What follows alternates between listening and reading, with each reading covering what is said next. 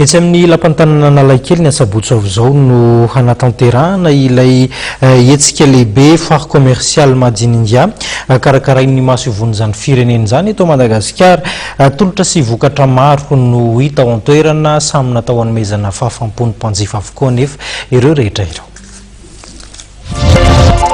Utanterana ny faha-12 sy 17 Desambra ho avy izao ny andian'ny fahatelo amin'ny hetsika salon des produits indiens karakarainy maso ivon'ny Inde ka etsy amin'ny lapan'ny tanàna Analakely no anatanterahana izany.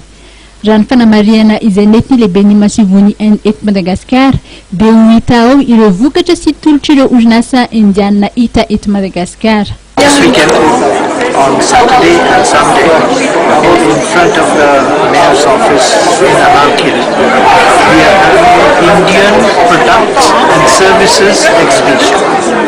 It's a fair in which we are showing the Indian products and services which is available here in Madagascar, as well as what we can do trading with. Tafiditra ihany koa anatin'ny fankalazana ny fahafitopolo taona nazahoan'ny Inde ny fahaleovan-tena ny hetsika.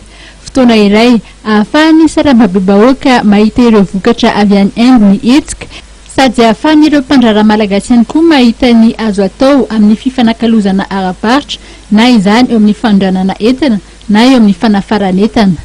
Hatreto raha ny fantatra dia mbola ambany ny tahan'ny fifanakalozana ara-paritra eo amin'ny firenena roa tonta.